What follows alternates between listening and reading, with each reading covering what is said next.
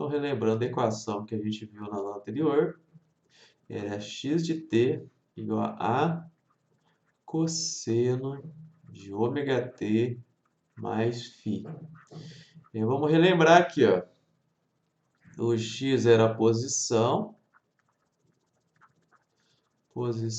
da massa, lembra que eu estou falando do sistema massa-mola. O t é o tempo, então eu te digo em que instante do tempo eu estou, e aí a equação me diz a posição, então x é uma função do tempo. O a era a amplitude, que era quão alto a mola ia, a partir do ponto zero, a partir do ponto de equilíbrio. Aí tem a função cosseno, cuidado que é a função trigonométrica cosseno.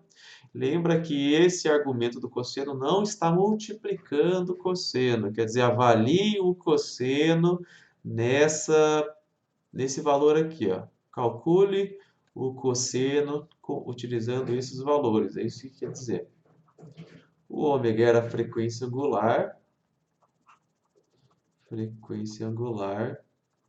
E aí lembra que a frequência angular vai me dizer se o meu sistema oscila rápido ou devagar. O tempo já foi, né? E o φ era a fase que me diz onde que começa a oscilação.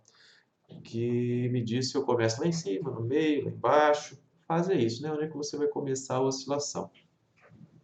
Então, essa era a equação que a gente viu na aula anterior e a gente vai continuar isso. A gente até fez um exercício na aula anterior que usava o que a gente vai ver agora, mas a gente não viu formalmente. Eu só postei que vocês sabiam um pouco de cálculo. Agora a gente vai ver formalmente, que é a velocidade.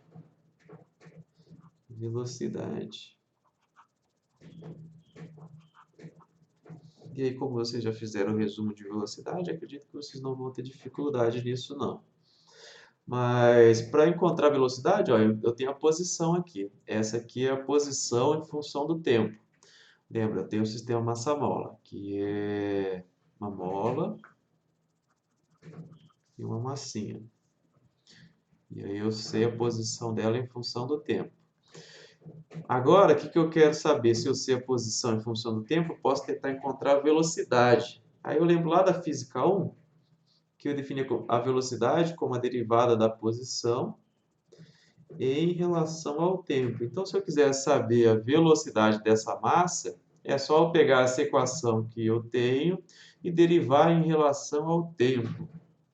Lembrando lá, alguns de vocês viram com a professora ou professor de cálculo que a derivada você chamava de x'. Alguns de vocês viram como x'.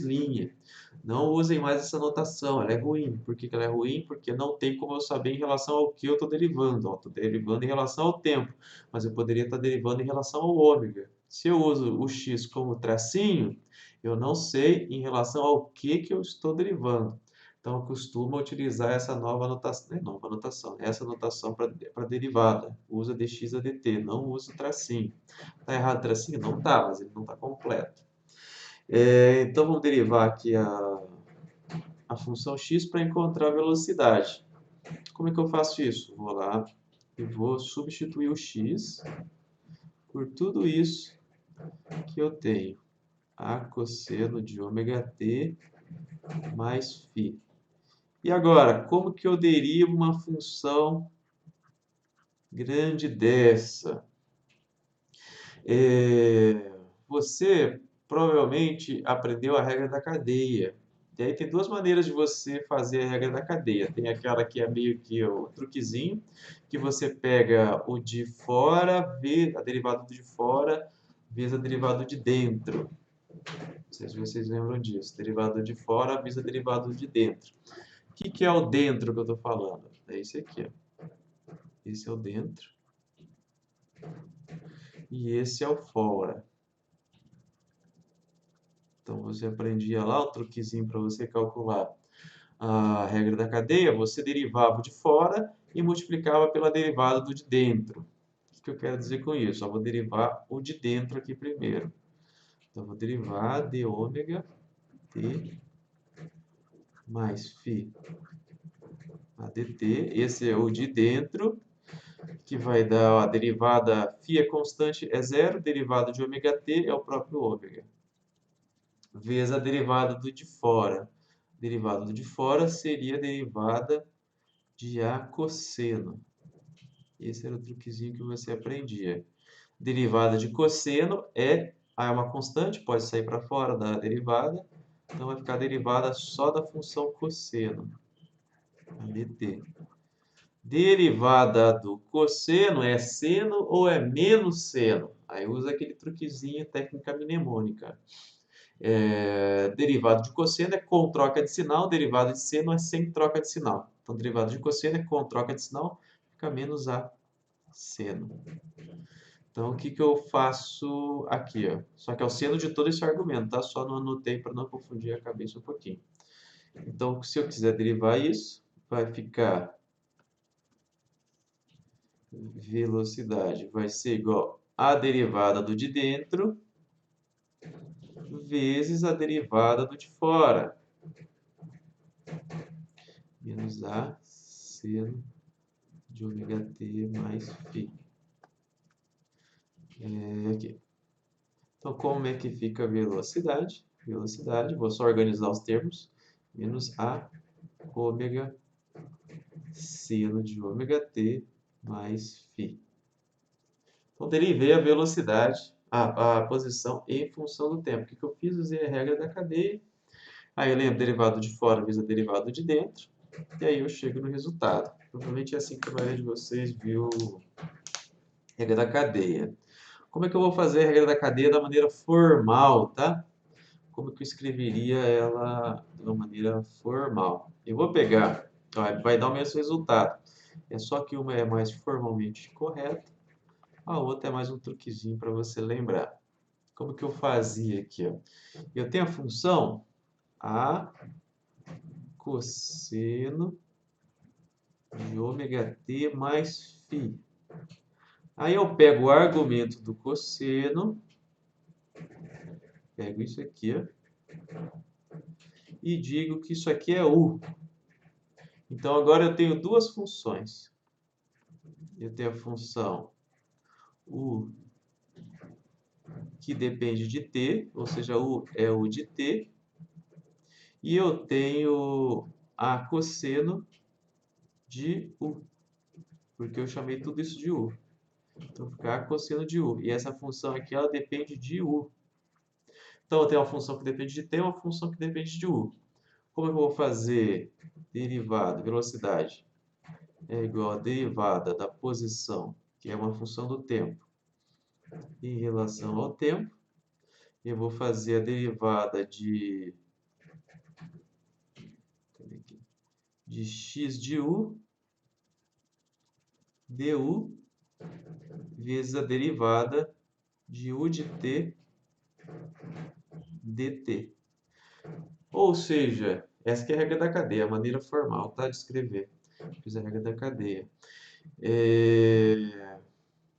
Ou seja, o que que eu vou fazer? Vou fazer a mesma coisa aqui de cima, só que eu escrevi de uma maneira para impressionar. É só isso, não mudou nada para vocês, não. O U é esse aqui de dentro, então eu vou derivar isso aqui em relação ao T, que vai dar exatamente isso aqui. Pode falar. Quer falar alguma coisa? Não? Escutei o microfone ligando. Então eu vou derivar essa parte, isso aqui, ó, é a mesma coisa que esse aqui de cima, e esse aqui é a mesma coisa que esse aqui. Aí dá a mesma coisa, é só você escrever ele formalmente, se você quiser escrever a regra da cadeia, mas dá na mesma. Mas o que é importante aqui a gente fazer? Saber fazer derivada é sempre bom saber, pelo menos as mais simples. Se você for fazer uma derivada ou uma integral muito difícil, eu recomendo você ir procurar no Google o Wolfram Alpha, e aí ele resolve a integral para você. Você não precisa mais saber fazer as integrais mais difíceis, na minha opinião. Seria equivalente a não usar mais calculadora e ter que fazer no Abaco as contas mais difíceis. Se você tem um software que faz as integrais, por que não usar, né? Mas aí quer dizer que você não tem que ter aula de cálculo, não tem que aprender integral? Claro que sim, porque o importante para você é saber montar a integral, saber escolher o que você tem que integrar.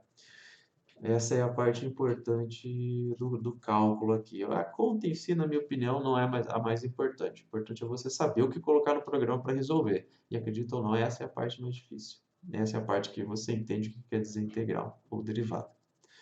Mas essa é a minha opinião, tá? Tem alguns professores que vão pensar diferente.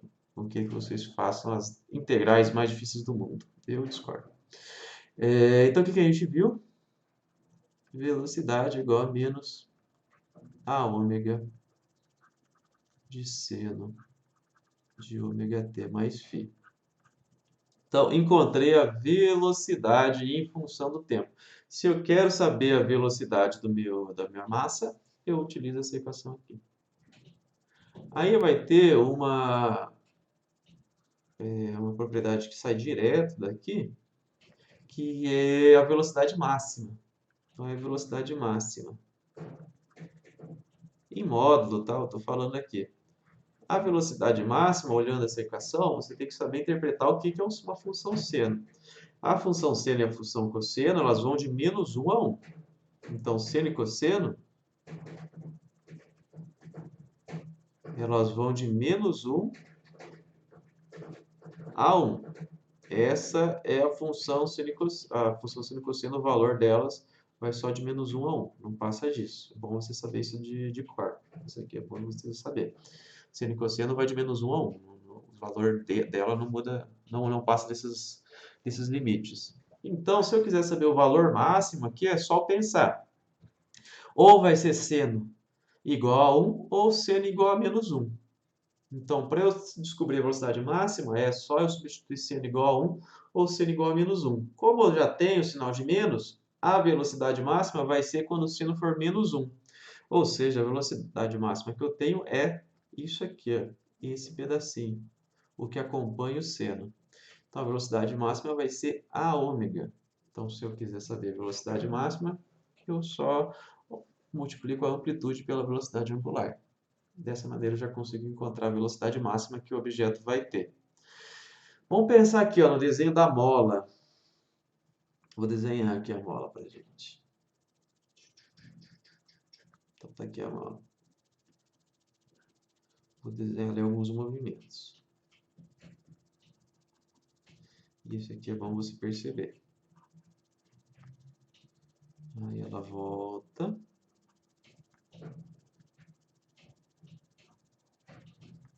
Aí ela comprime.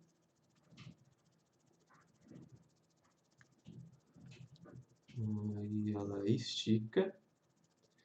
E aí está feito um ciclo completo, né? Lembrando que esse aqui é o nosso ciclo completo, partindo aqui do meio, que é o equilíbrio. O ponto de equilíbrio está aqui. Lembra que faz aquele seno bonitão, assim, ó. Tá aqui o movimento. E aí, o que eu queria que você percebesse é qual posição é que tem a maior velocidade. Qual é a posição que tem a maior velocidade? Se você pega esse ponto aqui, ó, em que ela está esticada, a mola, o que ela está fazendo? Ela está vindo, aí ela para aqui e aí depois ela começa a subir. Então, quando ela está esticada, a velocidade é zero. Da mesma maneira, quando ela está totalmente comprimida, ó, ela vem para cá, aí ela para, aí depois ela começa a descer. Então, quando ela está extremamente no máximo, né? Quando ela está no máximo esticada, no máximo comprimida, a velocidade é zero. Agora, se eu quiser saber a velocidade máxima, vai ser nesse ponto aqui, ó. Quando ela estiver no ponto de equilíbrio. Pode ser meio contra-intuitivo isso, mas pensando um pouco, você vai chegar nessa conclusão. Que a velocidade máxima que a bola vai ter vai ser bem na posição de equilíbrio dela. Se você tem dúvida, começa pensando que quando ela está esticada, ó, ela está descendo, aí ela começa a subir. Quando ela faz esse movimento de descer e começar a subir, quer dizer que a velocidade trocou de sinal, então a velocidade é zero. Aqui nesse ponto máximo, nesse ponto mínimo, a velocidade é zero. A velocidade máxima é quando ela está nessa posição no meio aqui, ó. A gente também pode achar a aceleração, que é o 2. Aceleração. Aí, se a gente quiser fazer aceleração, é só a gente derivar a velocidade, né? Normalzinho, mesma coisa. Igual a dv a dt. Então, o que eu tenho que fazer agora é só derivar essa equação que eu encontrei, só que agora em relação ao tempo. Então, vou pegar aqui, a igual a derivada de menos a ômega sino de ômega t mais φ. É essa derivada que eu quero fazer, e eu quero fazer ela em função do tempo. Lembra disso aí. Eu quero fazer a derivada dessa função em relação ao tempo. É só eu fazer a derivada do de fora vezes a derivada do de dentro, utilizando a regra da cadeia. Esse aqui vai ser o de dentro. Esse aqui vai ser o de fora. E vai dar a mesma coisa de antes. O processo é o mesmo, tá? Então, desse daqui, ó, do de dentro, vai sobrar o t, o ômega, desculpa. Do de dentro vai sobrar o ômega. E do de fora vai ficar menos a ômega derivada do seno. Derivada do seno é mais ou menos cosseno, lembra? Derivada do seno é sem troca de sinal. Então, vai ser cosseno. Então, o de fora vai ser menos a ômega cosseno, porque não troca o sinal. E eu já tinha o menos aqui. Então, vai ficar menos a ômega ao quadrado. O segundo ômega veio desse. Então, esse ômega multiplica com esse ômega aqui, vai ficar ômega ao quadrado, vezes o cosseno de ômega t mais φ. Então, se eu quiser achar a aceleração do objeto, do meu bloquinho, é só escrever lá aceleração. Deixa eu ajeitar aqui, porque minha mão está torta. A aceleração vai ser igual a menos a ômega ao quadrado cosseno de ômega t mais o φ. Assim que eu acho a aceleração. Qual a unidade da aceleração? Metros por segundo ao quadrado. Então, achei a aceleração aqui para a gente. Pelo mesmo argumento que eu utilizei antes, eu posso achar a aceleração máxima. A aceleração máxima vai ser esse termo aqui que sobrou. Então, vai ser a ômega ao quadrado. Não seria menos? Não, que era a máxima. Lembra que o cosseno ele vai de menos 1 a 1. Então, para achar a máxima, cosseno igual a menos 1. Então, a é ômega ao quadrado. Com isso, eu posso achar outras coisas. Eu posso achar a força. Qual seria a força? Lembra? Força igual a massa vezes a aceleração. Então, se eu quiser saber a força, é só substituir o A por tudo isso daqui. A força, então, vai ser M menos A ômega ao quadrado. Tá errado isso aqui, pera um pouquinho. O menos está multiplicando. Então, tem que ficar dentro. Menos A ômega ao quadrado cosseno de ômega t mais φ. Então, se eu quiser saber a força, vou deixar bonito aqui. Só organizando os termos. Menos a ômega ao quadrado m cosseno de ômega t mais φ. Mas isso aqui você já tem que sacar já. Isso aqui você já tem que, se eu te falar como é que calcula a aceleração, eu até entendo, mas você não conseguir perceber como é que calcula a aceleração. Apesar de você saber que você derivando a velocidade, você acha a aceleração. Mas isso aqui você tem que, agora, já nessa altura do campeonato, já tem que conseguir perceber por si próprio. Ah, tem aceleração, acho que eu consigo calcular a força. Como? Força igual a massa vezes a aceleração. Você já tem que começar a ter o feeling de sacar e conseguir fazer sozinho. Então, vamos só resumir o que a gente viu até agora. Então, número 3. O que a gente viu até agora? A gente viu o X, a gente viu o V e a gente viu o A. Eram essas três grandezas que a gente viu. Como que era o X? X igual a A cosseno de ômega t mais φ. V. igual a menos a ômega seno de ômega t mais φ. E a aceleração? Aceleração menos a ômega ao quadrado cosseno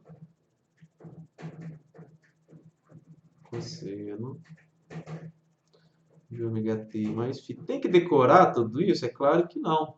A única que eu quero que você memorize de fato é essa aqui, porque isso aqui é muito importante. Só memoriza essa, tá? As outras você consegue deduzir facinho se você precisar.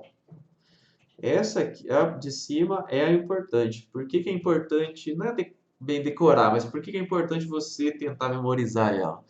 Porque você precisa entender o que é cada um dos elementos que compõem essa equação, que é muito importante. Agora, se você não lembrar dela, vai ser difícil você lembrar quais são os elementos, o que quer dizer cada um dos elementos. Pode ser que você não memorize a equação, mas você saiba quais são os elementos. Tudo bem para mim, não tem problema nenhum. Vamos tentar comparar elas e vamos olhar aqui, ó. Quando o cosseno for zero, vamos pensar aqui, ó. Vamos supor que tudo isso aqui é zero. Tudo isso aqui é zero. Então, eu vou ter que calcular cosseno de zero. Cosseno de zero é 1. Se cosseno de zero é 1, isso aqui também vai ser zero, ó, porque é a mesma coisa para todos eles. Então, isso aqui também é zero. Então, eu vou ter seno de zero. Só que seno de zero é zero. Então, quando o x, eu for calcular minha posição, e o cosseno, o argumento do cosseno for zero, a função cosseno vai dar 1 e a função seno vai dar zero. Ou seja, quando essa posição for máxima, porque o valor máximo do cosseno é 1, quando a posição for máxima, a velocidade vai ser zero e a aceleração não, a velocidade vai ser zero e já a aceleração ela vai ser máxima também, porque o cosseno deu 1, ou mínima, né? Máximo ou mínimo. Então, o que eu quero que você perceba? Que quando x é máximo,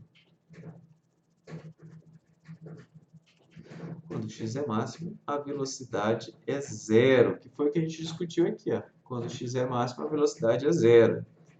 E a aceleração é máxima também. A aceleração também é máxima. Porque a função seno e a função cosseno, elas são alternadas, né? Função seno e cosseno, apesar de ter a mesma cara. E quando a velocidade é máxima,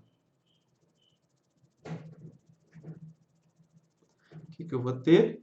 Eu vou ter que a posição é zero e a aceleração também é zero. Pelo mesmo argumento aqui, ó. Quando isso aqui de dentro der 90 graus, ou um múltiplo disso, múltiplo vezes 2, né? ou 90, ou 270, o seno vai dar mais ou menos 1. Só que daí o cosseno vai dar zero. Quando o seno dá 1, o cosseno dá zero. Quando o cosseno dá 1, o seno dá zero. Então tem essa inversão aqui. Ó. Então quando x é máximo, v é zero. Quando v é máximo, x é zero. Que foi o que a gente percebeu aqui. Ó. Quando x é zero, que é essa linha azul, quando x é zero, a velocidade é máxima. É o que a equação está dizendo para a gente. A matemática e a física ela servem para descrever o universo que a gente vê. Se a física e a matemática não descrevem o universo está correto e a física e a matemática estão erradas, né?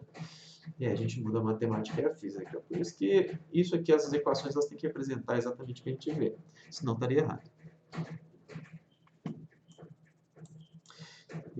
Eu discutindo isso comigo mesmo esses dias, que eu falo sozinho às vezes, quase sempre, na realidade, depois de velho você começa a falar sozinho. E aí, eu estava pensando por que que eu gosto de física e não tenho tanto amor assim pela humanas, né? Estava pensando no caso do direito, ou do português mesmo, né? Porque a física, ou a física no geral, a química, a matemática é mais uma ferramenta, mas a física é a química. Se a equação que você fez ou o modelo que você fez não representa o universo, é diferente do universo, quem está errado é a sua equação, você muda a equação. Já no português ou no direito, se a lei que você fez está errada, você tenta mudar o universo. É meio que ao contrário, não faz muito sentido. Você faz uma lei ou uma regra para tentar mudar o universo. E aí na física é o contrário, você tem o universo e o universo tenta fazer suas equações. Já na parte das regras gramaticais é meio que ao contrário, né? Você tem a regra e aí a partir da regra você tenta mudar o mundo. Eu estava pensando nisso aí, brisando nessa história. Por que eu prefiro a área de exatas assim? Para mim faz mais sentido. Energia. Mas voltando para cá, energia. Eu quero calcular qual é a energia do meu sistema Samola. Eu vou desenhar ele aqui de novo. Ah, só fazendo um disclaimer aí, né? Porque vai que pegam o vídeo depois e me xingam, mas quer dizer que a humanas está errada? Não, é só maneira diferente de ver o universo. E a que eu me identifico mais aqui é a exatas. Então eu quero calcular a energia desse objeto aqui, ó. A energia vai ser igual à soma da energia cinética. Olha só, ela tem energia cinética, ela tem velocidade, energia cinética. E eu vou somar a energia cinética com a energia potencial guardada na mola, que é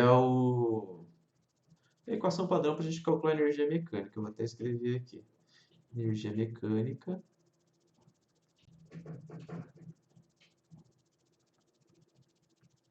vai ser igual à soma da energia potencial mais a energia cinética.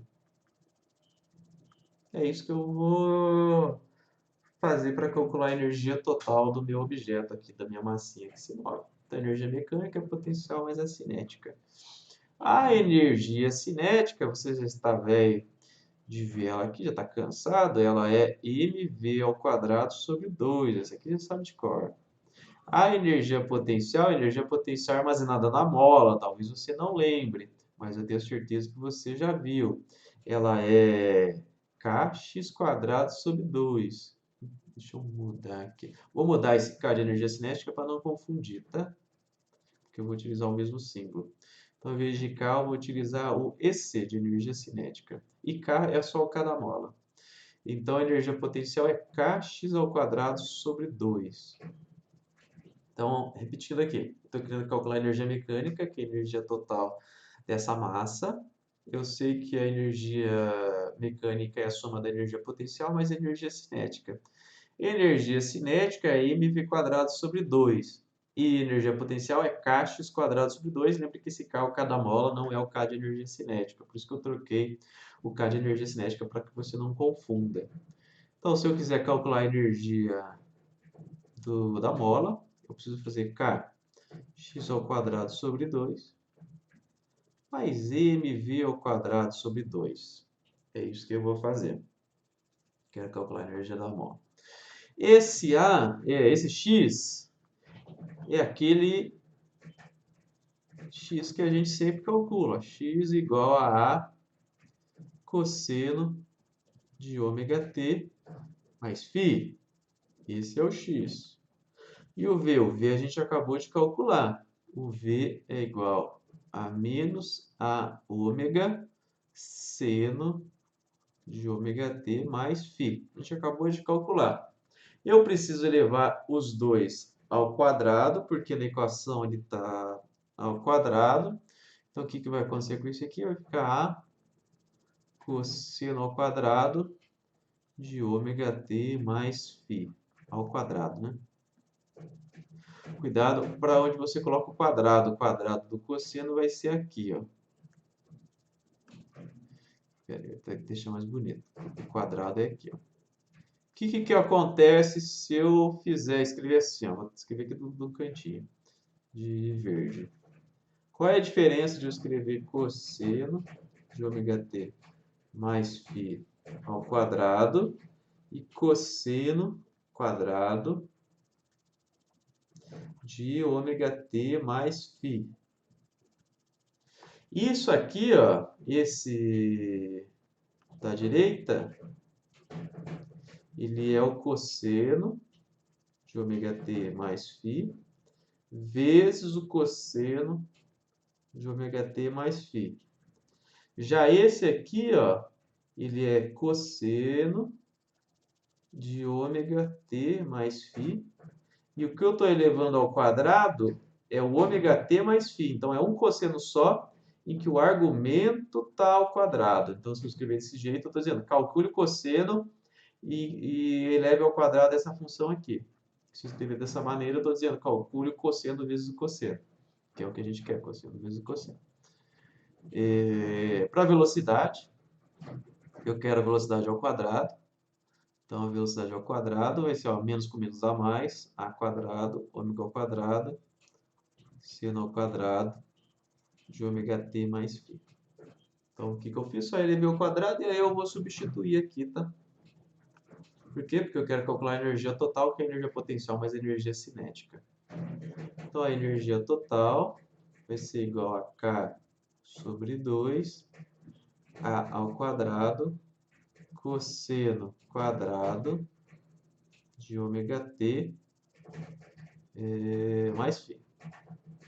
Mais m sobre 2, A ao quadrado, ômega ao quadrado, seno ao quadrado de ômega t mais φ. E aí eu vou fazer uma mágica com isso aqui, tá, gente? Isso aqui é praticamente uma mágica.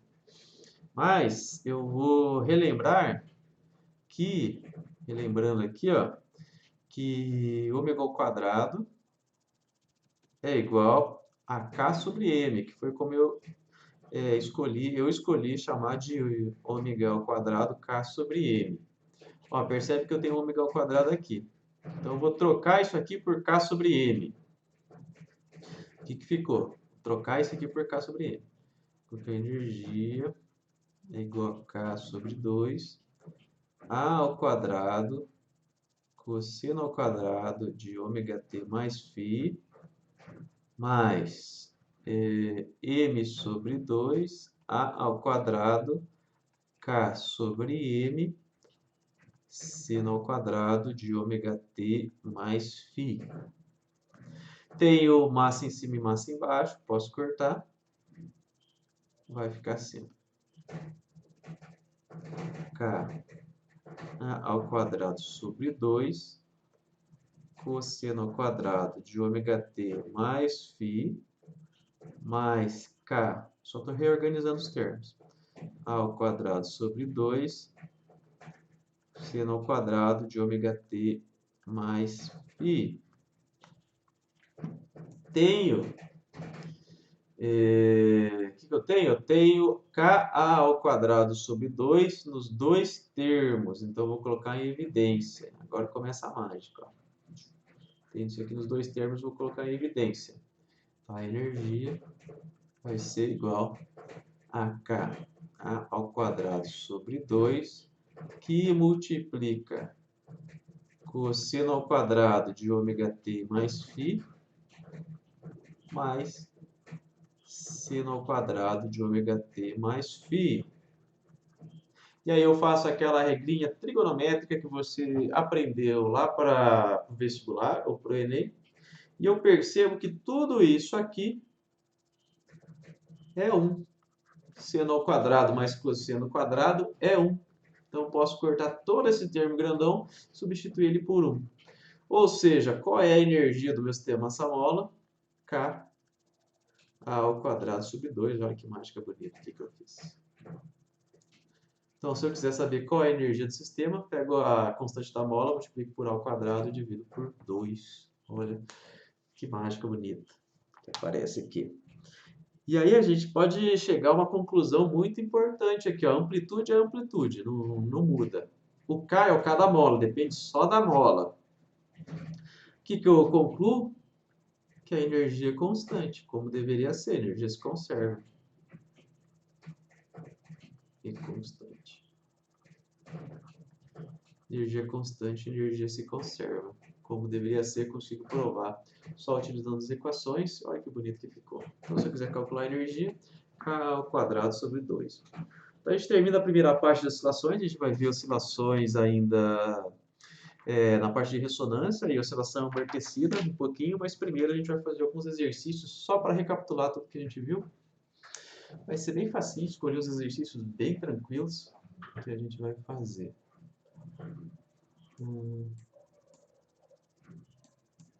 Olha aí. Lembrando, se tiver dúvidas, me pergunte aí.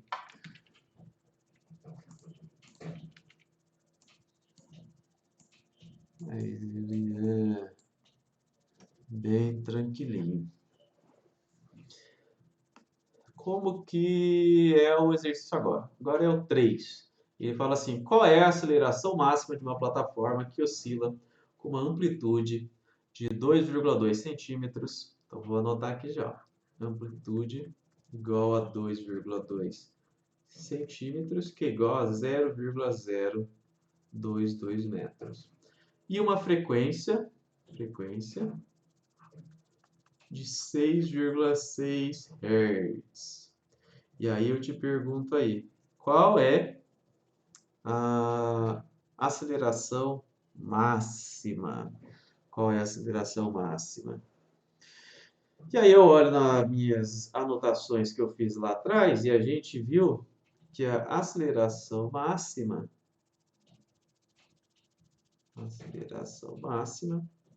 ela vai ser igual a ômega ao quadrado. O A eu já tenho. O A aqui, ó. O A é a amplitude, eu já tenho. Só que aí eu preciso do ômega. E o ômega eu não tenho, mas eu lembro que existe uma relação entre a frequência e o ômega. Qual é essa relação? Frequência igual a ômega sobre 2π. Ou ômega igual a 2πf. Então é só substituir aqui e calcular. Aqui. Como que vai ficar? A aceleração máxima vai ser igual a vezes 2πf, e isso aqui ao quadrado. É só você substituir, a coisa mais simples do mundo. Vamos substituir aqui então 0,022 vezes 4π ao quadrado. O f já posso substituir também. 6,6 ao quadrado. Quanto que dá isso? Vou fazer aqui rapidinho. A gente vai ser igual a 0,022 vezes 4 vezes 3,15 vezes 3,15 vezes 6,6 vezes 6. Se eu não errei nada de conta, isso deu 37,8 ou 38,7, deixa eu ver de novo.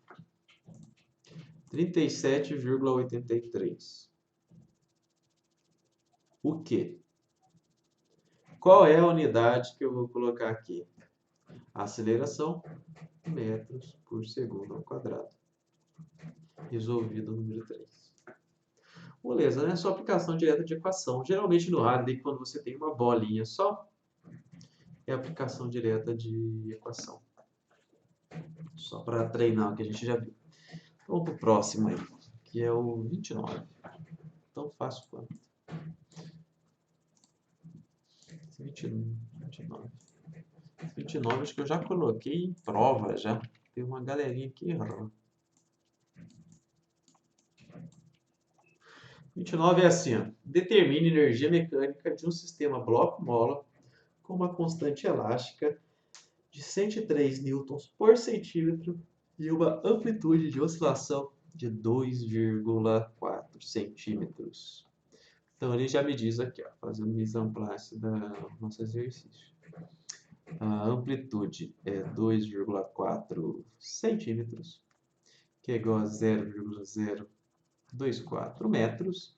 E eu tenho K, cada mola, constante elástica, que é 1,3 newtons por centímetro. Aqui que vem a confusão.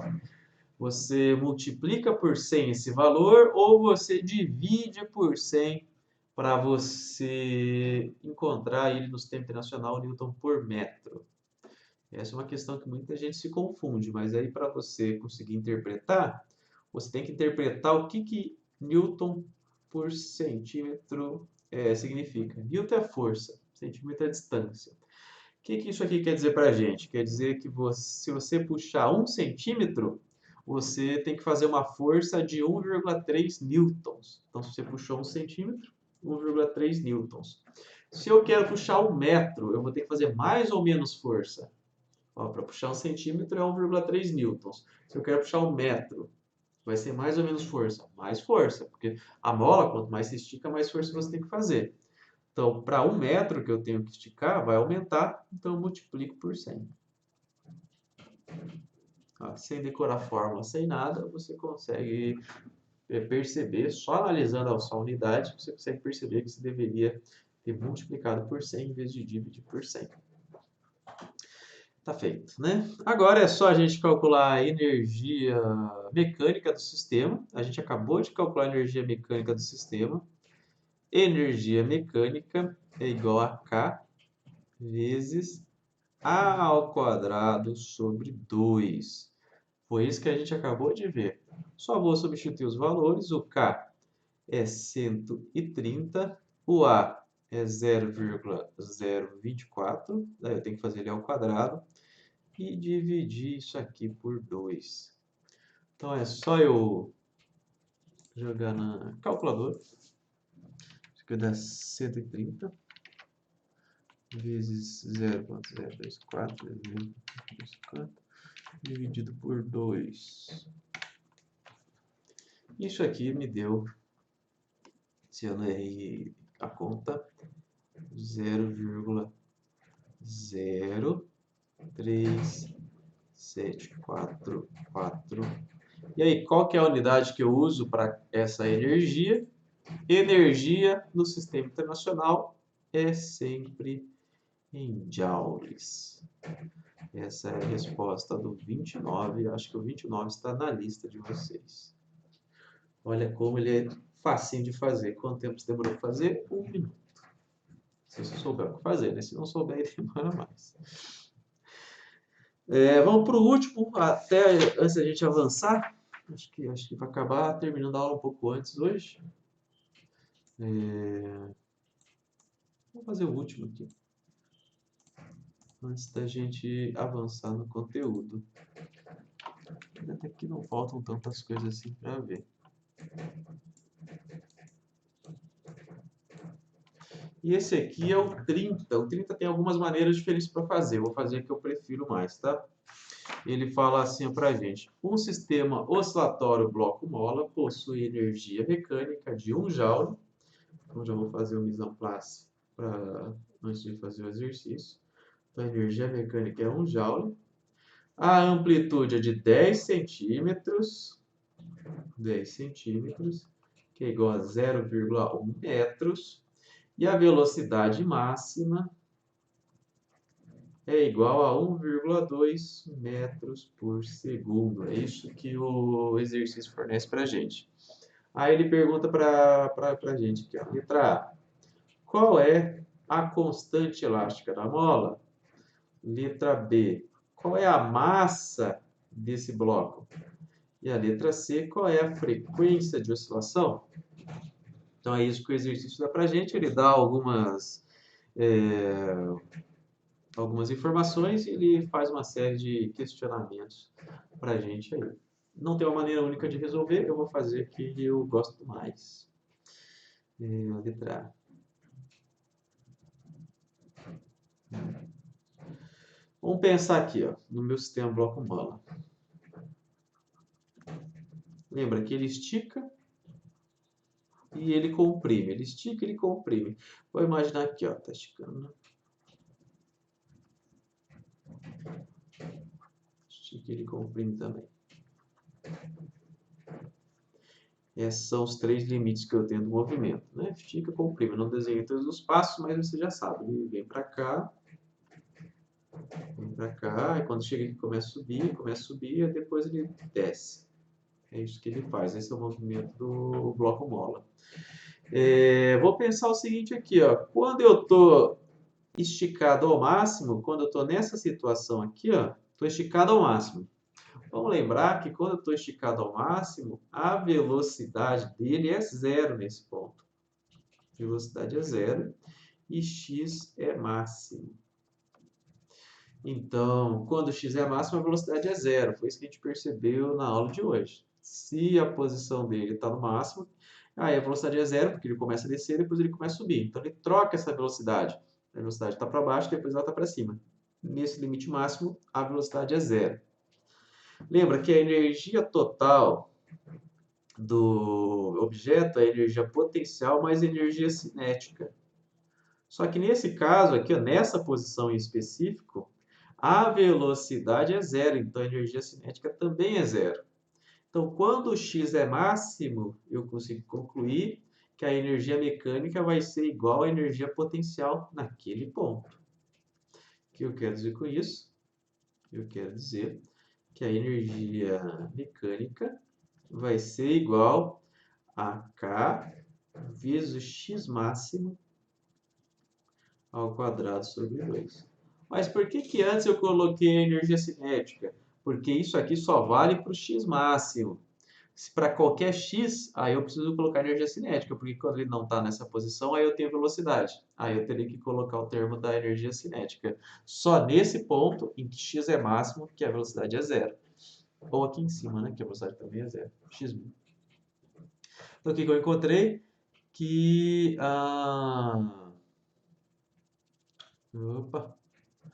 que a energia mecânica é igual a K x máximo ao quadrado sobre 2.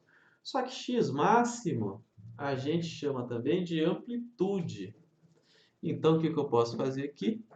K ao quadrado sobre 2, que é a amplitude do nosso movimento. Nossa, pensando agora, eu poderia ter utilizado já a equação direta aqui. Eu não utilizei. Poderia ter utilizado? Poderia. Tá bom. Fica o conhecimento aqui. Então, energia igual a K ao quadrado sobre 2. Eu tenho a energia, eu tenho a amplitude. E aí eu só preciso isolar para achar o K.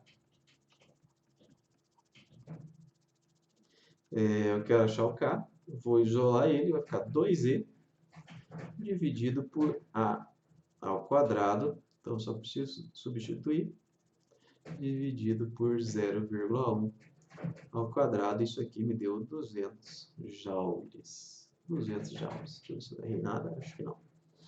Então, opa, 200 joules, não 200 newtons por metro. Porque eu estou querendo achar o cada mão. Newton por metro. Esse é o resultado da letra A. Agora, vou na letra B.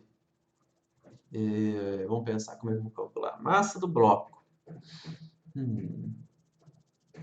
Vamos pensar agora. Agora sim eu vou ter que usar esse meu esqueminha aqui.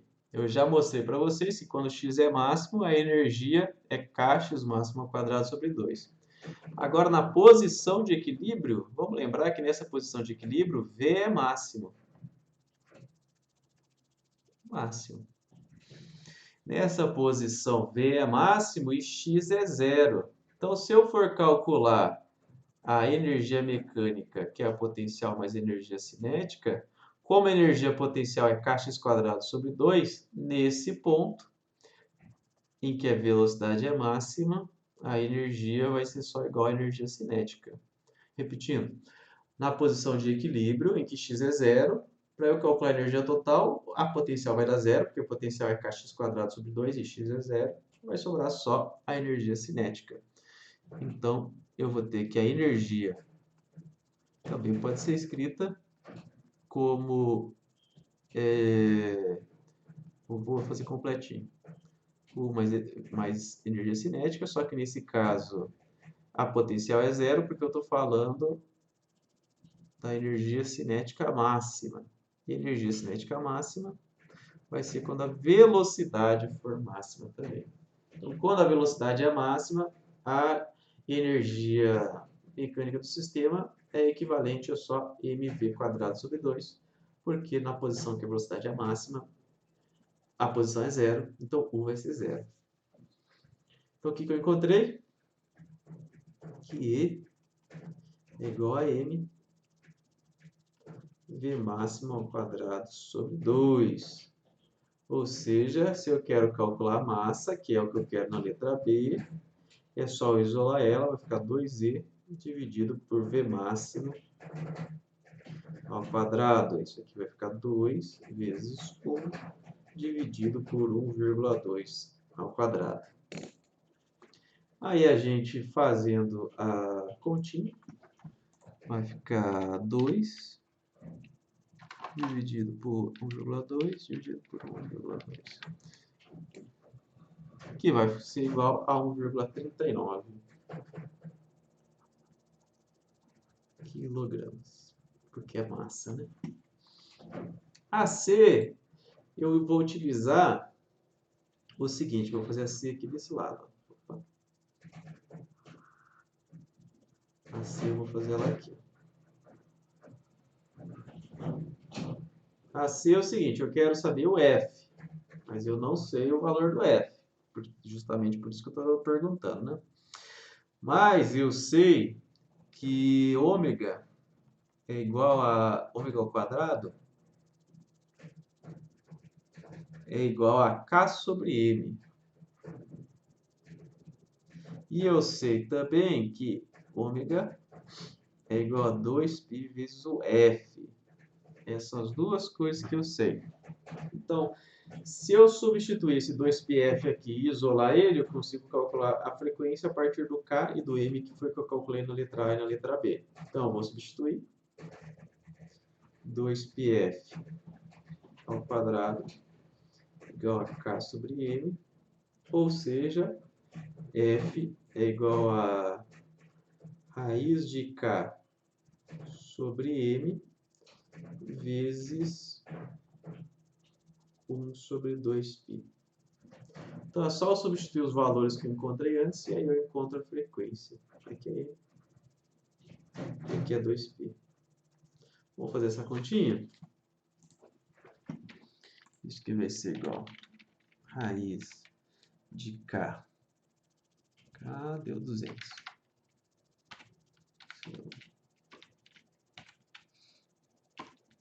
Dividido por...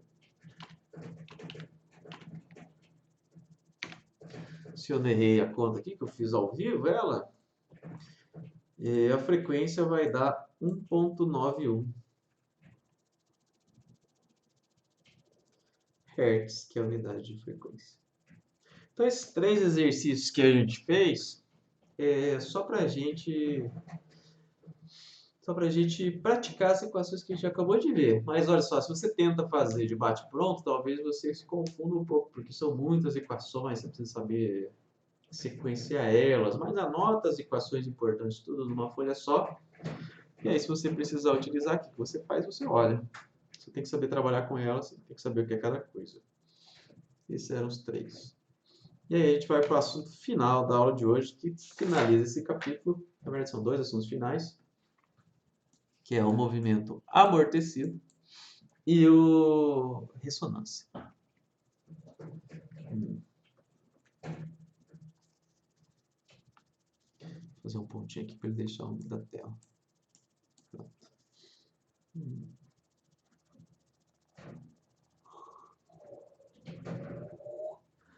Então, vamos primeiro para o número 6, que é movimento harmônico. Não sei se é 6, tá? No meu caderno está 6. Mas se não for, você corrija aí. Movimento harmônico simples amortecido.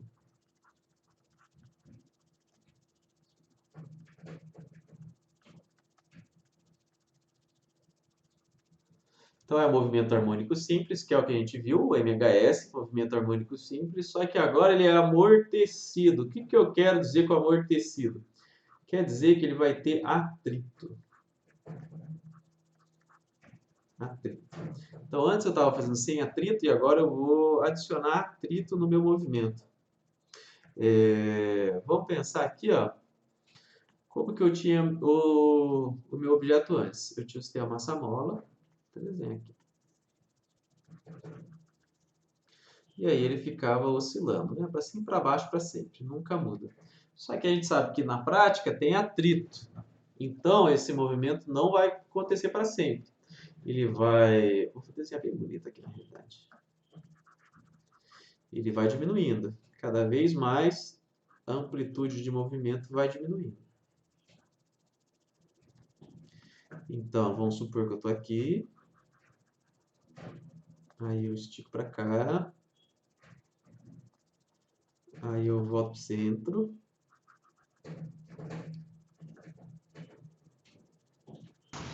Professor, Para falar. eu não lembro de ter visto isso no resumo, não. Eu acho que Ó. deve ter acontecido o mesmo problema do outro resumo, da edição do livro. Ah, não, eu não. Nem todos os assuntos que eu peço para vocês fazerem nos resumos estão nas aulas. Eu só coloco, os mais difíceis eu não coloco para vocês fazerem. Tranquilo. Beleza. Eu sempre deixo algumas coisas extras aí para a aula que não estão no resumo. Esse não está no resumo mesmo. Porque eu acho que esse assunto é muito complicado e hoje a gente só vai ver um pedaço dele só. Por isso. Então não tem problema. Por isso que é importante você assistir a aula além de estudar o resumo, que algumas coisas que não estão no resumo vão estar aqui na aula. Então tá aqui, desce, sobe, aí ele volta para a posição aqui do centro. Só que quando ele for descer de novo, agora ele diminuiu a amplitude. Então ele não vai até lá embaixo, ele vai até aqui, ó. Aí ele sobe, volta pro meio. Só que agora quando ele sobe, ele já não sobe mais tanto. Sobe até aqui, ó. Aí volta pro meio. Vamos ver aqui. Aí quando ele desce, ele já não desce mais tanto. Desce só um pouquinho.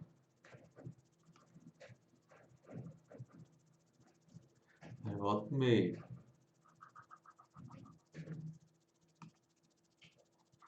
E aí quando ele sobe, já não sobe mais tanto. Volta pro meio. E assim por diante. Então, se você ligar os pontos aqui agora, como é que vai estar o seu movimento? Ele vai estar assim.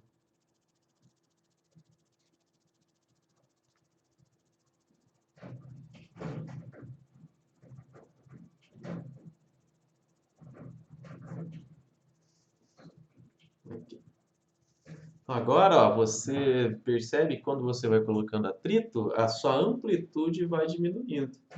Então você não tem aquele movimento que vai e volta sempre para a mesma posição. Agora ele vai diminuindo e aí a amplitude do movimento vai cada vez ficando menor. Esse é o movimento simples amortecido. O que a gente fez? A gente adicionou atrito. Como é que eu calculo isso? E é por isso que eu não pedi para vocês colocarem no resumo, porque para você calcular isso, talvez seja mais adequado num curso de mecânica avançada para vocês fazerem. Se você fizer engenharia mecânica, com certeza você vai ter uma aula sobre isso. A produção, não sei se tem, não tenho certeza. Agrícola seria interessante ter, por causa das máquinas, né? Alimentos eu não sei se vocês têm. Mas algumas engenharias com certeza têm aula de mecânica geral, que aí não é aula de física, né? As físicas são uma introdução a esses assuntos. Mas aí como é que você calcula a posição? Você consegue fazer uma equação para mostrar essa linha verde aqui, ó. Como é que ela fica? Eu vou só mostrar a cara para vocês, talvez alguns de vocês usem mais para frente, mas eu não vou pedir para vocês saberem isso. Eu quero só que vocês saibam, quando fala de movimento harmônico simples amortecido, você coloca um atrito, simulando o mundo real com mais exatidão, e aí a amplitude ela vai diminuindo. Então, como é que eu calculo isso? Começo com A, aí vem um exponencial de menos B T sobre 2M vezes o cosseno de ômega' T mais φ. Então, agora eu tenho... Ficou feio aqui. Eu tenho um termo exponencial negativo multiplicando. A exponencial negativa, ela funciona assim, ó. Esse negócio azul, Ela é assim, ó, o gráfico. Aqui, ó. Então, conforme o tempo passa, eu tenho que essa função vai ser cada vez menor, ou seja, a amplitude que está multiplicando vai ser multiplicada por um termo cada vez menor. Então, a amplitude vai diminuindo. Se eu imaginar que tudo isso aqui é amplitude no instante de tempo, a amplitude vai diminuindo, porque eu tenho um termo exponencial aqui. E aí tem também o ômega linha. Ômega linha vai ser igual a raiz, não é mais o ômega vai ser um pouquinho diferente.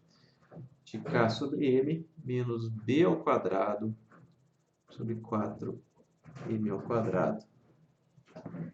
Então, o ômega é diferente. E esse ômega ele depende de B. E B depende da força de atrito que eu estou fazendo. Força de atrito é igual a menos B vezes V. Então, com a força de atrito eu calculo B. Com o B eu calculo o ômega. E com o ômega eu calculo a posição. Isso aqui, percebe que na mão você não vai conseguir fazer isso. Você vai precisar de algum software para te ajudar. Mas o importante é você saber que se você tem atrito, aí a amplitude do seu movimento vai diminuindo conforme o tempo vai passando. Pode ser que ele decresça rápido ou pode ser que ele decresça devagar, depende do atrito que você tem. Se o atrito é pequeno, você vai tendo aquela oscilação por muito tempo antes de você perceber que ela diminuiu a amplitude. Então, repetindo aí, o que eu quero que vocês aprendam de movimento harmônico simples amortecido é que eu tenho um atrito e a amplitude do movimento diminui. É só isso. Essas equações aqui ficam para um curso mais avançado de mecânica.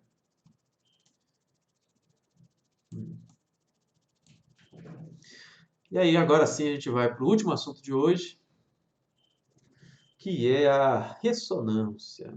Eu vou mostrar uns vídeos para vocês depois. Se os vídeos não saírem com som para vocês, me avisem que eu tento colocar. Eu tentei configurar para sair som dos vídeos para vocês, mas eu não tenho certeza se está saindo. Deixa eu ver se eu tô... Inclusive, ressonância. Eu mudei a pasta das gravações, porque cada vez que eu gravo um vídeo, o arquivo bruto é 600 MB e aí quando eu edito ele, ele vai para 2 GB. Então cada vídeo desse aqui sai 2 GB pelo menos de tamanho. E aí eu tenho 2 HDs no computador, um SSD e um convencional. O SSD é menor e o SSD está quase voltando, então tive que trocar para o outro HD. Mas é isso. Uma curiosidade aí, gente, já que a gente está com tempo, quando você for comprar um computador, fica a dica, ó. Computador, são 4 coisas que você tem que olhar. HD, fica a dica aí, gente, que vocês são engenheiros. HD, você tem que ver o processador, você tem que ver a memória RAM, e você tem que ver a placa de vídeo. Essas são as coisas mais importantes. Placa de vídeo. Aí, dependendo dos seus usos, você vai ignorando aqui, ó. Placa de vídeo é só para quem joga. Se você não joga, esquece, a placa de vídeo pode ser a mais barata possível. Processador, atualmente os processadores já são excelentes já. Você só vai se preocupar com o processador se você fizer simulação computacional ou for renderizar alguma coisa. Então, esse aqui é só para profissional. E é aquele i7, i5, i3, etc. Geralmente as pessoas vendem pelo processador, só que para quem não trabalha com isso é irrelevante. Então você está sendo enganado quando você compra pelo processador. Processador, se você é um usuário comum, é a parte menos relevante dessas 4 do seu computador. Então, não compre i7, 9, essa é a coisa menos importante quando você vai comprar um computador. A não ser que você faça simulações computacionais, igual eu, o Padilha, o Carlão, a gente faz. Aí o processador entra na jogada. O que é importante? O HD. HD, dentre essas 4 coisas que você tem que fazer, os que você tem que investir mais dinheiro é o HD e a memória RAM. Mas, principalmente, os dois são equivalentes. Falei minha importância, na minha opinião. HD você tem que ter SSD. Se não for SSD, não vai rolar. Seu computador já não importa o que você tem aqui. Se seu HD não é SSD, seu computador vai ser ruim, vai ser lento.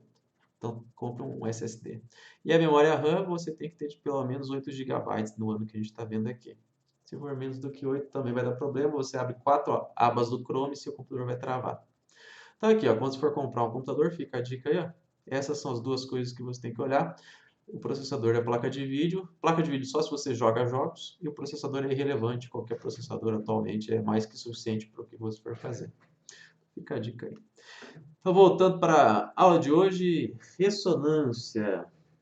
Ressonância, você tem que lembrar do balanço.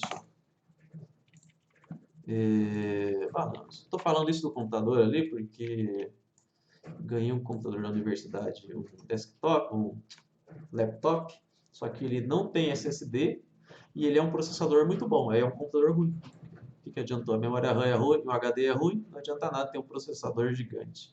Se você quer saber por que o seu computador está travando, dê Ctrl Alt Del e veja naquelas barrinhas que diz o uso, o que tiver em 100% é o que está limitando seu desempenho. Se quiserem eu explico melhor. Bom, ressonância. Ressonância é o exemplo do balanço aqui. Ó. Quando você está empurrando alguém de balanço.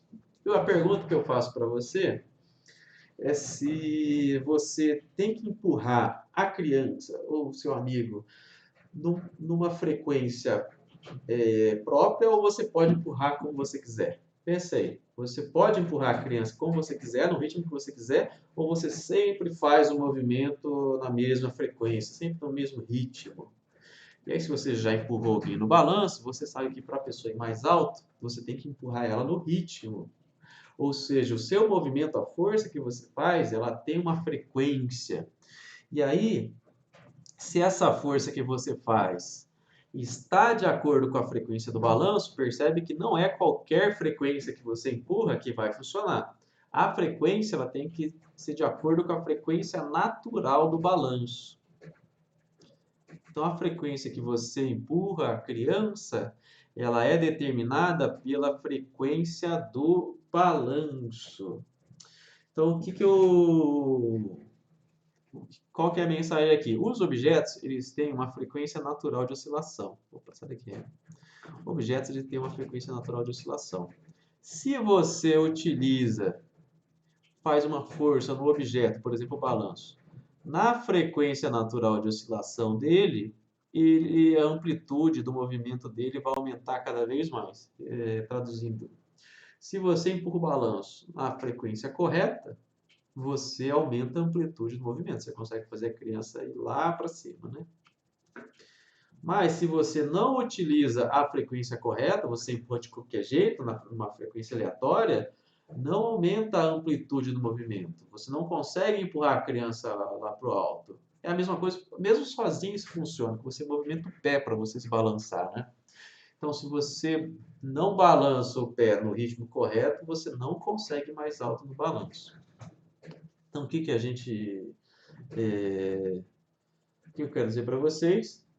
Que a gente vai ter uma força, e essa força, dependendo da frequência que ela aparece, qual é o ritmo que você empurra, ela vai aumentar a amplitude do movimento da oscilação ou não. Vou colocar isso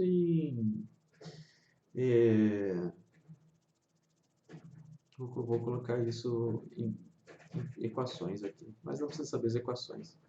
Então, voltando aqui ao nosso movimento oscilatório, o balanço, por exemplo, vai ter movimento oscilatório dado por A cosseno de ômega t mais φ. É claro que ele é amortecido, mas vamos supor que tenha pouco atrito, né? E aí, o que eu faço? Eu pego e empurro esse balanço com uma força aqui, ó.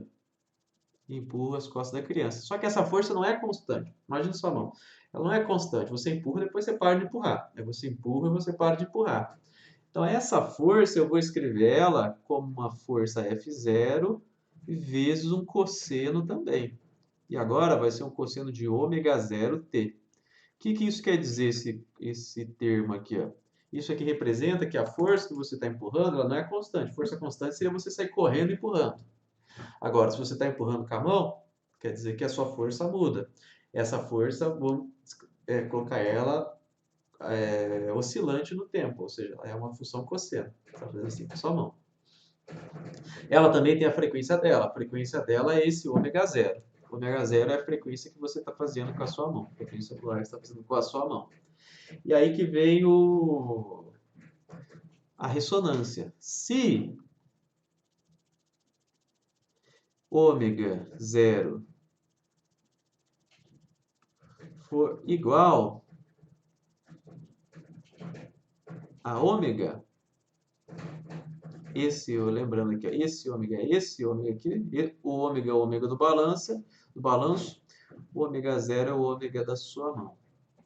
Então, se a frequência que você está fazendo com a sua mão for igual à frequência da oscilação no balanço, você vai ter ressonância. Tem ressonância. Tendo ressonância, você vai ter que a amplitude aumenta. É isso que você quer. A amplitude aumentando, o que vai acontecer com o gráfico? O gráfico vai ser assim.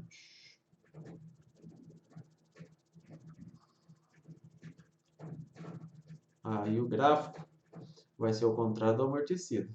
Em vez de diminuir, ele vai aumentando. Então, se você empurra na frequência correta, a amplitude do movimento ela vai aumentando conforme o tempo passa. E aí você tem que empurrar na frequência correta, que é esse ômega. E aí a gente tem um conceito bem importante, que todo objeto, qualquer objeto, tem uma frequência específica. Uma frequência natural de oscilação que a gente chama. Uma frequência natural de oscilação. Só que não confunda isso aqui, porque muita gente usa essa frequência natural de oscilação para explicar cura quântica, tá? Eu fiz um vídeo sobre cura quântica essa semana, aí, se vocês quiserem, tiver curiosidade, está no canal. Mas todo objeto ele tem uma frequência natural de oscilação. Quer dizer que se eu colocar uma força oscilante no tempo de acordo com aquela frequência de oscilação, você vai ter ressonância. Por exemplo, vamos colocar um videozinho aqui. Um videozinho. Se não ouvirem o som, vocês me avisam.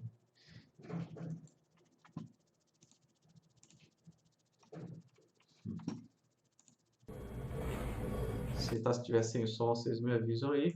Solta play. Então eu tenho 3 objetos aí.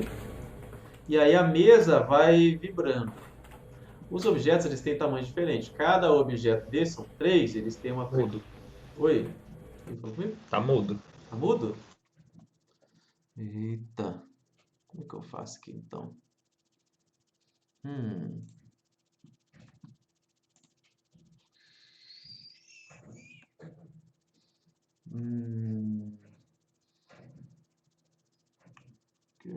Deixa eu tentar parar de compartilhar e tentar de novo. Ué, que estranho. Peraí. Não faz sentido, deveria ter. Vou pensar como é que eu vou fazer isso. Eu deveria estar compartilhando só no meu computador. Não tá? Joga o som pra caixinha de som e coloca seu microfone perto da caixinha. Porque não tem caixa de som. Mas o seu notebook não tem caixinha de som integrada? Tipo, som direto do notebook? Eu não estou no notebook. Ah, droga.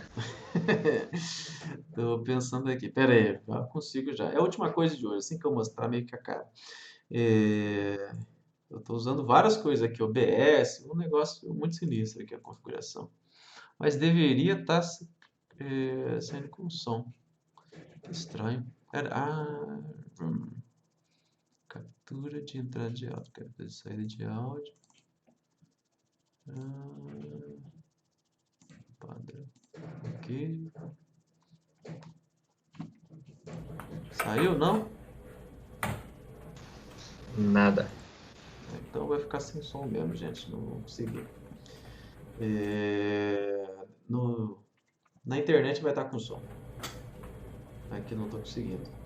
Mas ele está só oscilando para o lado do outro. Esse é o menos importante do som. Na internet depois vocês veem o vídeo, vai estar com som. Deixa eu dar um play de novo aqui. Então, o que que você tem? Você tem uma mesa que vai vibrando e tem 3 objetos. Esses objetos, eles têm frequências naturais de oscilações diferentes, porque eles são de comprimentos diferentes. Essa frequência aqui da mesa, ela vai começar, é o que está fazendo a força. Ela vai mudando a frequência. Quando eu chego na frequência natural de oscilação, você vai ver que o objeto começa a vibrar.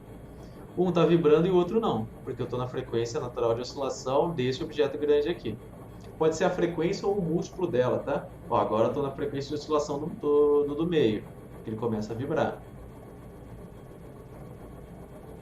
Agora, calma aí, tá no grande ainda. Vai ficar mais óbvio daqui a pouco. Então, vai indo, vai indo. Ó, agora tá bem exatamente na frequência natural de oscilação, 4 Hz, que é 4 rotações por segundo.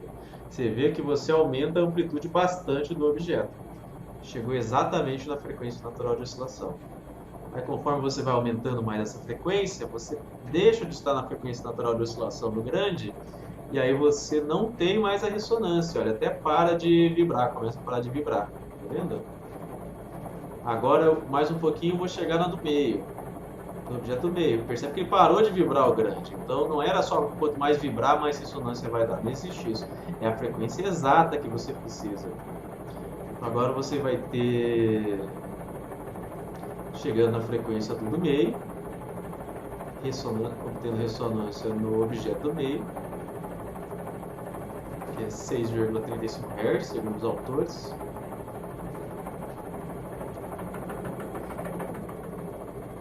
Aí, aumentando ainda mais a frequência, você vai começar a chegar na frequência natural de oscilação do menorzinho. Estou pensando aqui como é que eu coloco esse vídeo e não levo strike no YouTube, mas dá pra colocar. Tá exatamente igual, né? Aí, ó, agora aumentando cada vez mais a frequência. Barulho de britadeira que você não consegue escutar. Mas e aí você chega na frequência natural de oscilação menorzinha.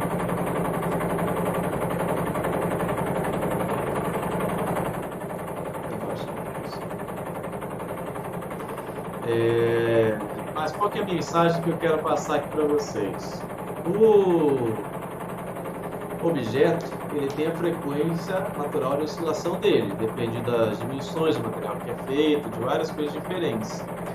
E aí, se eu fizer uma força, por exemplo, aqui estou uma força embaixo, mexendo na mesa, se essa frequência dessa força for igual à frequência natural de oscilação, aí você tem a ressonância. É isso que essa a ideia da ressonância.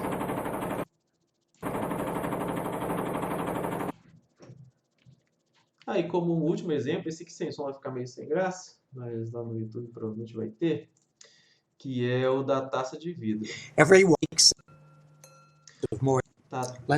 frequency Que aí sounds and see how it é reacts. aquele experimento que... Experimento não. Aquela atividade lá da Eliana, que é pega a pessoa e começa a gritar para tentar quebrar a taça. Então, vocês não estão escutando, mas tem um som bem agudo rolando. Aí esse som, ele está fazendo vibrar o papelzinho, porque está vibrando a taça. Está fazendo um bem fininho no fundo. E aí ele vai filmar com o estroboscópio para você conseguir ver essa vibração. Então, o que acontece? Você está fazendo a frequência na frequência de ressonância da taça. E aí ela começa a vibrar junto. Ela começa a se deslocar nas laterais. Se eu coloco a frequência errada, ela não vai se deslocar nas laterais. Não vai aumentar essa amplitude que a taça está oscilando. Então, se a pessoa na Eliana não grita uma frequência muito aguda, não vai conseguir fazer a taça vibrar. Então aqui vai aumentando. Aqui você consegue ver que se você faz o som na frequência de ressonância da taça, você consegue fazer ela vibrar.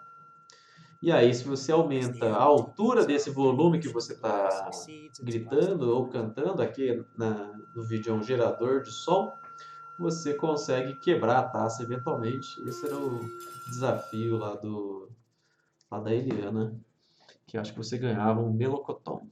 Não sei o que ganhava. Então, alguns exemplos aí de ressonância para a gente, só para eu anotar aqui, para não ficar meio em branco. Vamos anotar aqui, ó. Se você tiver curiosidade, aquela taça, você tem que fazer uma frequência, não frequência angular, já vou converter aqui já. Uma frequência de aproximadamente 600 Hz.